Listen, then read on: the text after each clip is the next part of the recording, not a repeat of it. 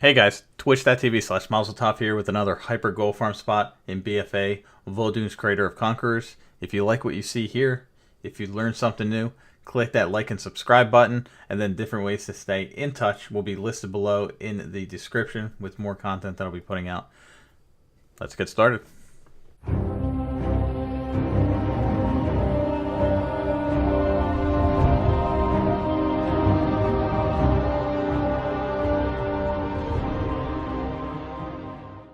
And here we go. We have quite a few topics to cover for this farm in the video, which will include farm requirements, the location, the proper leashing route in the farm that seems to work best from the 6+ hours I've done this farm, the gold earned from a single account while multi-boxing, and the gold earned while 5-boxing.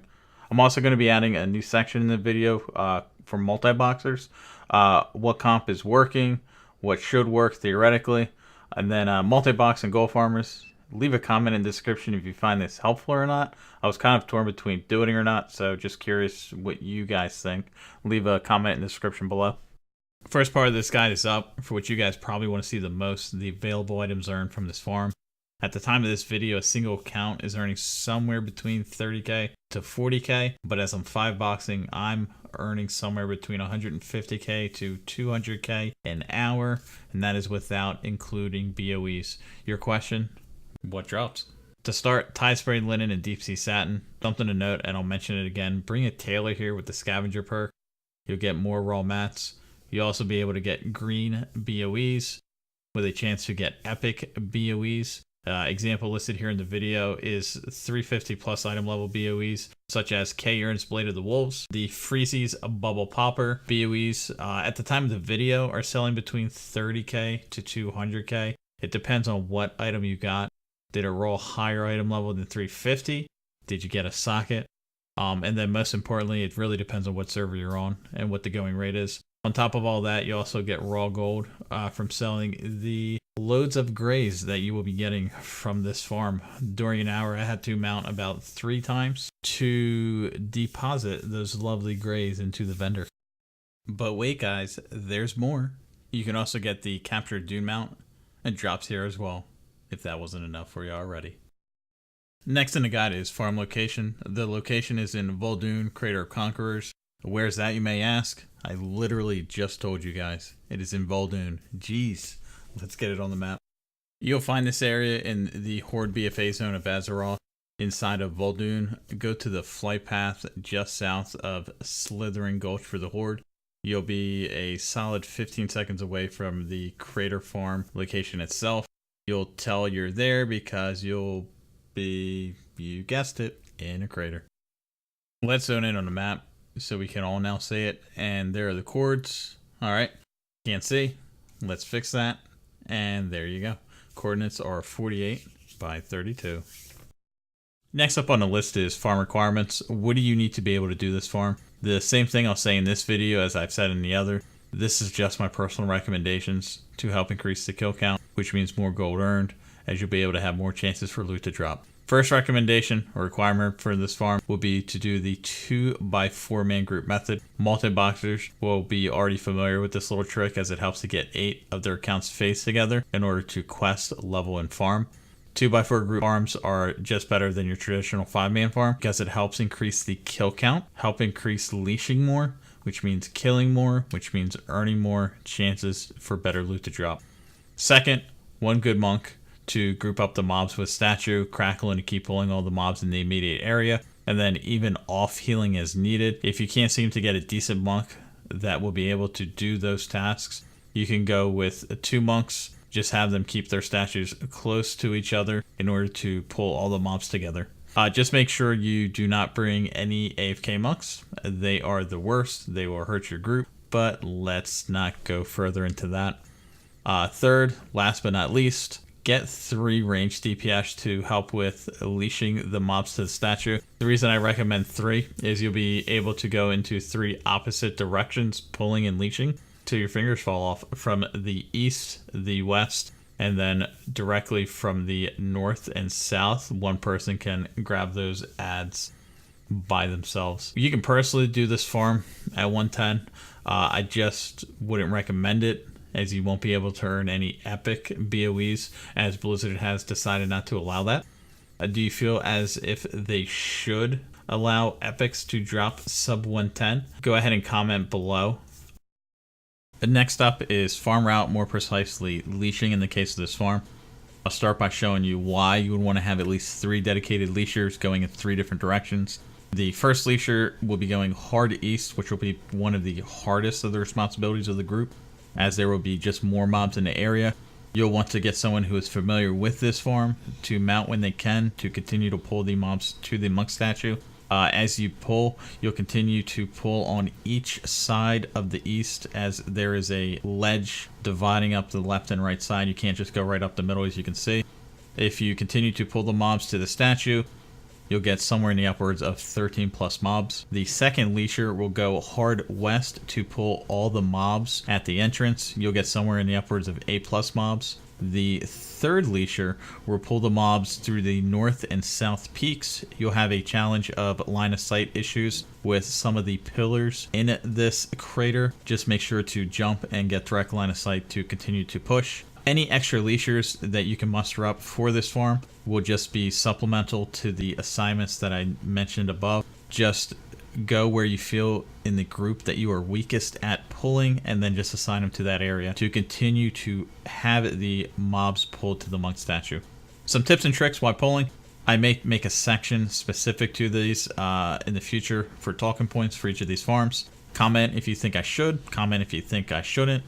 The method that I use for pulling the mobs is tab target. I personally am comfortable with this method, but if you're not a tab target person, just stick with what you know.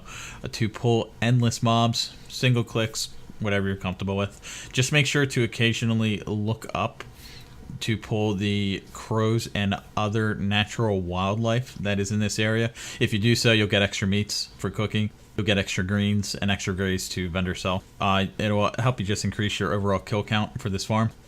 Something that I've been seeing with this farm for some of the farm groups that I've been putting together, folks get so focused on leashing that they pull too many mobs.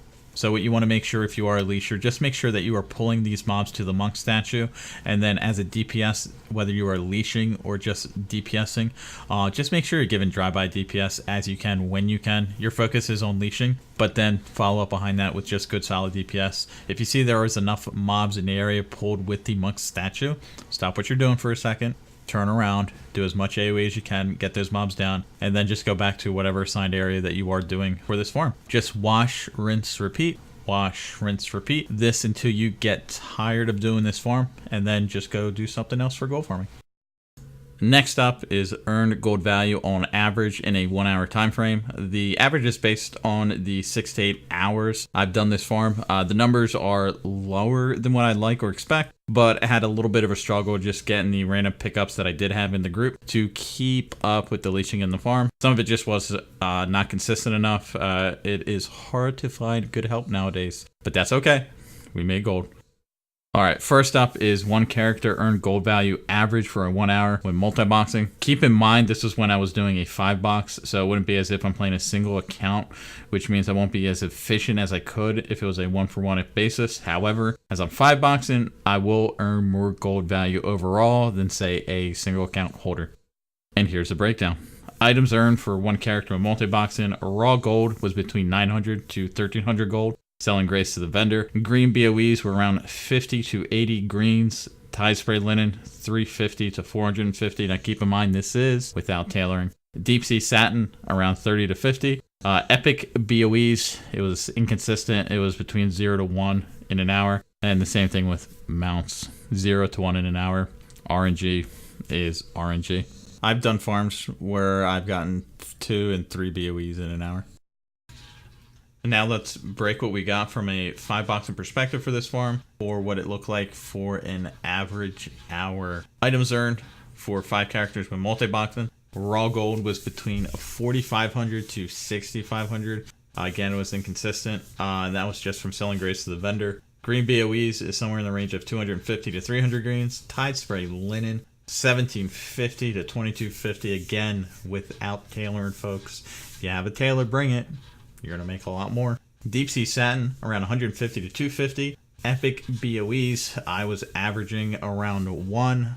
When you are doing single accounts, you'll get, again, RNGs between 0 and 1. But I can tell you from 5boxing, it's usually guaranteed BOE an hour. Sometimes you can get to mounts. There's still 0 to 1 RNG, even when I'm 5boxing.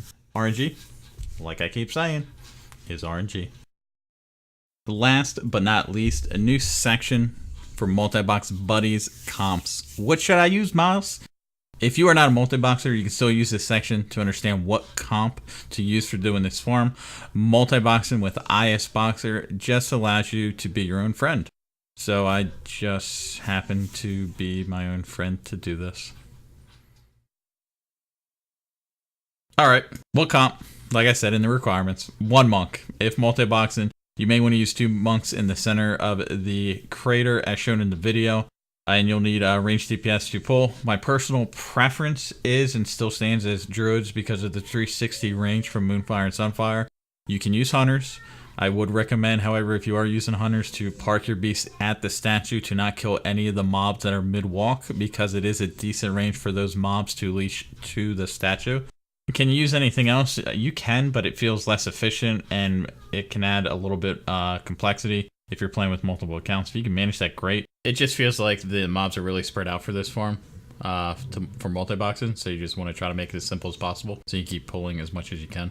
Me personally, I like to try to keep it simple when I multi-box, at least from a multi-box perspective, either using monks or druids with hunters as well, depending on what the type of farm is. For group farms, adding an Affliction Lock or a Ret Paladin or a Demon Hunter for melee will be good for AoEing the mobs, as long as you can get really good leashers, I feel. Do you feel I missed something here with multi-boxing comps or from the group farm? Call me out on it. Leave a comment below.